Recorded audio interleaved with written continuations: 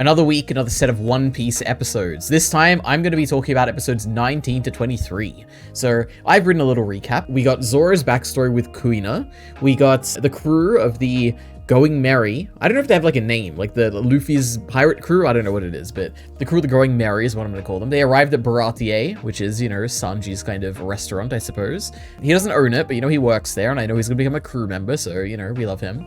We had Sanji feeding one of Don Krieg's men. We had Don Krieg showing up and then trying to take the restaurant ship, the Baratier, like, whole place. And then we ended with Mihawk arriving and basically destroying Don Krieg's ship. But we haven't actually seen anything beyond that. We haven't seen any more of Mihawk. We haven't yet seen the Sanji, Zeph backstory stuff from the live action. We've seen none of that yet. So, you know, we're like in the middle of Baratier at this point. And I have quite a few thoughts. Now, generally, I like this stuff a lot. Okay, I think it's really good. Now, by far, though, the best stuff that's happened in all of One Piece so far is the Zoro backstory. I love the Zoro backstory. It's really good. I like it a lot. I just love Kuina and Zoro's interactions. I thought they were very cool. I like Kuina, the way that Kuina is like presented. Like, I like just even the fact that she's like taller, like way taller than Zoro, and just how like arrogant and like smug she kind of comes across initially, but then like later on you see that she's suffering because of her like gender and all that, and I just like all of that. I really like that. Just even like how distant she feels initially, but then she becomes much closer to Zoro toward the end. Like all of this stuff was really good. But the thing that really gets to me in this stuff is just how emotionally invested I was. This is by far the stuff that I've been the most emotionally invested in One Piece so far. And just to remind you, like I have seen the live action, so I was already aware of this stuff, but we obviously spent a lot more time in it during the actual anime, and I think it was just done really well. But there's like a few elements to what I get emotionally invested in. One is the Zoro's frustration, just the frustration of being unable to beat Kuina, and his like absolute desire that one day he will beat this like smug, arrogant girl who thinks she's so much better than him. Like basically, like I was completely invested in that. I was like, that's right, Zoro, you will do it. I'm on your side. I feel your pain right now. You're gonna beat this girl one day. So that was really good and emotionally invested in that. And then at the same time, right at the end, I was very emotionally invested in Kuina's like grappling with kind of her pain at the fact that she was born a woman, and just the sad reality of the world that men have a higher ceiling for strength or whatever, which is like a really sad thing. So I was like really emotionally invested in that too. So that was really good. And then obviously when she died, I was incredibly emotionally invested in that too. It was very sad. Like there's been a few really great stories I've seen that kind of have this, I don't want to spoil what they are, but they have this idea of like someone who you grow close to that becomes like a friend in your childhood, and then suddenly they pass away during your childhood and you kind of have to grow up without them. And anytime I've seen it be done, I always get incredibly emotionally invested, and this is no exception. I was very invested in this. And it is the tragedy of just the backstory that we're never going to get any more interactions of Zoro and Kuina. Like we're never going to see them grown up. It's utterly sad, but like in a really good way. So I really like this backstory. It's really good. And I hope we get more stuff like this in One Piece. You know, I'm certain we will. When people say One Piece is really good, I'm sure we'll get like 5 out of 5 stuff like this. So that was really good. But let me see, do I have any other notes in this section? Oh, I guess there's when Kuina's giving her speech about the gender stuff, about being born a woman basically, and her hate for that. The music is really good. It's like this like epic, dramatic, but also like emotional kind of music. I don't know if it's like a track we've heard before. I have to assume it is. I don't think they're writing new music at like, what are we, like 20 episodes in at this point? But you never know, maybe they are, but it was really good track. Oh, my final note on just this section here is, you know, one of my great fan theories I've had so far, which is that, you know, I've always been saying that Zoro and Nami will get together. That'll be like a romantic thing that will happen. Maybe it won't last, but I feel like it'll definitely be a thing that will like happen at some point.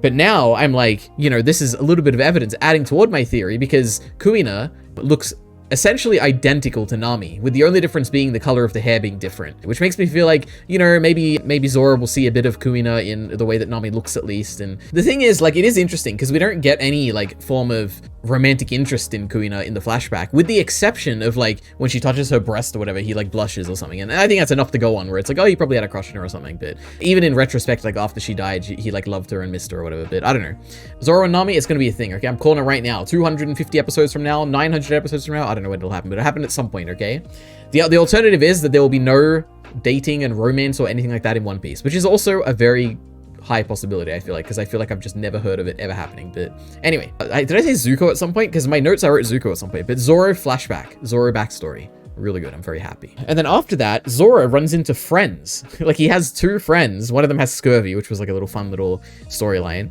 And Nami like got to cure him, and we love Nami for that. But that was cool. I like that. I like the 2 friends. I like the fact that like they have this victory dance that they do, and they're like swinging around with their like arms interlocked. And I'm like, this is very funny. They do it a few times. And I am curious if they are like 2 friends from back when Zoro was training with Kuina and her dad, like if it was those friends that we were seeing, or if it's just like new people. I'm gonna assume it's like those friends, because I guess I really haven't seen anything to contradict that at this point. I guess we'll see. But yeah, that stuff was really good. Then we get the first confrontation of, I think it's the first confrontation, I could be forgetting something, of Luffy and the Going Merry crew with the Marines. And in this case, it's just like an individual kind of like rich, kind of high class Marine.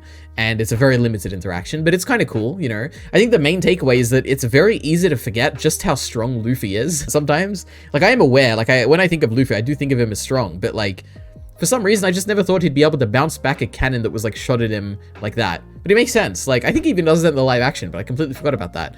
But it's kind of crazy.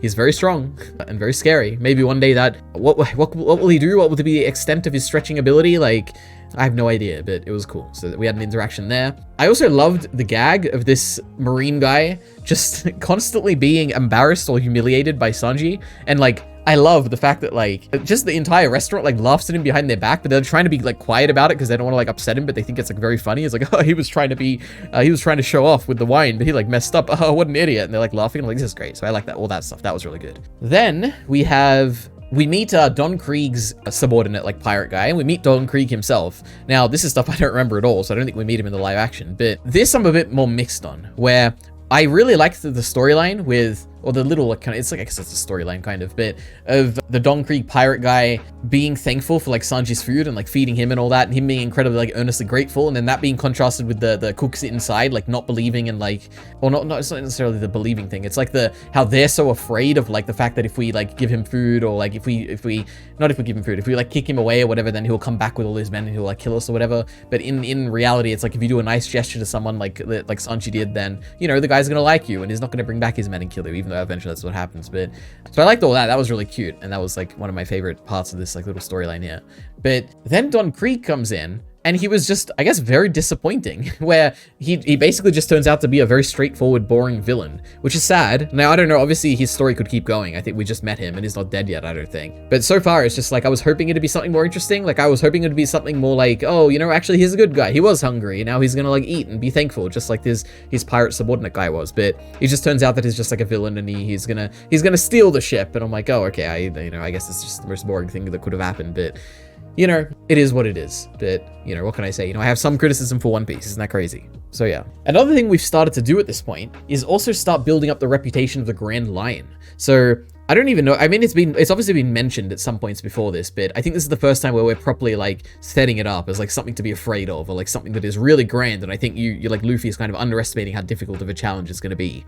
And like we have one set up with Don Krieg and his men, and they've gone to the Grand Line, and even them with their 50 pirate captains and 5,000 pirate men or whatever, even they couldn't like succeed there. And it took a single man in Mihawk, I guess, which was all that it took to take him down. And the Grand Line's going to be so crazy. And then we get the setup of Zeph, who like has managed to go to the Grand Line before and made it back alive. And it is very exciting because I don't know anything about the Grand Line. Like the show ended before they entered the Grand Line. So I am very interested to see what it's going to be like. My guess is going to be, it is interesting because like so far the one threat we've seen from the Grand Line is just a man, which is like not really that crazy. And it is Mihawk, who's like the guy that I've seen in the anime before. So I'm curious what else there's going to be. Also, just like a side note, but they keep calling him Hawkeye in this. But I think in the live action, I think like other people have called him Mihawk. So that's what I'm going to call him. But I don't know why they keep calling him Hawkeye. Maybe it's like it's a code name or something. And eventually Mihawk is like his real name or something. We'll find out. I don't know. We'll see.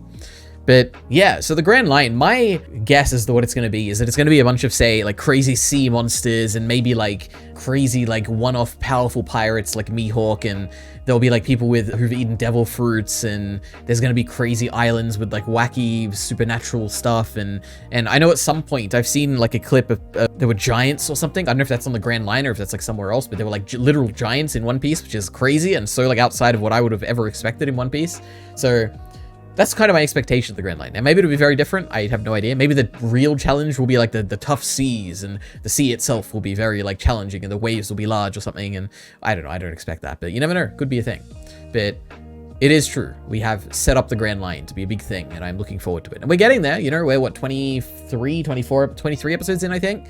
And I think it goes up to like episode 40 something is what I've seen up to the live action. So I'm excited. Now, what else have I got in my notes? My last big section is just comparisons to the live action. And it's mostly stuff I've said. One is that the Zoro backstory stuff is way better in the anime. Not that it's bad in the live action. I remember liking it in the live action, but we get way more here, and I was way more invested, and Kuina's way more interesting, and Zoro's motivations are way more like, I feel them much more strongly, so I liked it better here. The Baratier stuff, however, is way smaller scale in the anime. In the live action, I didn't actually go back and check, but my memory of like what I remember from Baratier is that it was way bigger, like way grander. Like it wasn't just like a single building. It was like buildings, and then there's like outdoor bar areas, and there's like an outdoor like resort-ish kind of area. Like it felt more grand, I guess, which isn't necessarily better or worse. It's just a notable difference, I think.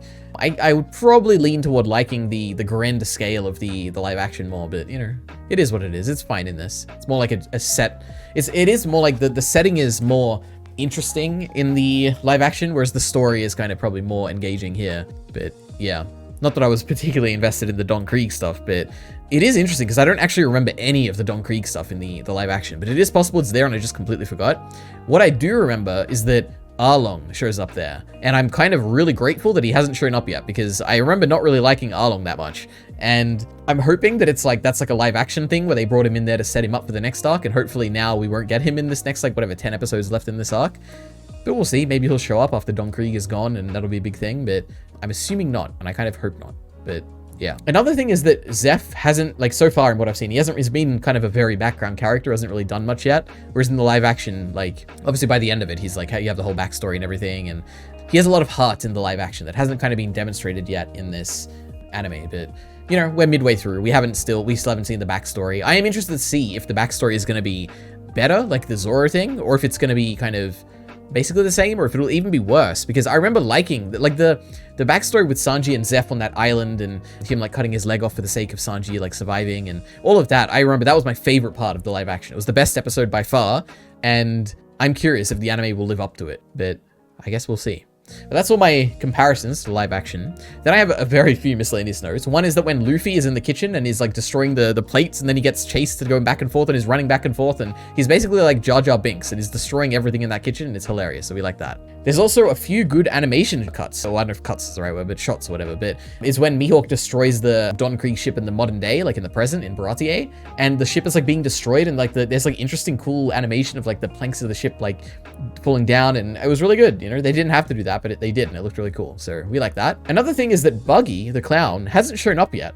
I think it was, if I'm remembering correctly, I think it was revealed during Baratier that either Nami or was it Zoro? Someone captured his head and was keeping them with them, but it hasn't been revealed yet at all. Now, I don't know if that's like maybe a live action change and he won't actually, it's not a thing that happens in the anime, but I feel like it probably is, and maybe it'll be like something that they're just waiting to reveal later that just hasn't been kind of even hinted at yet.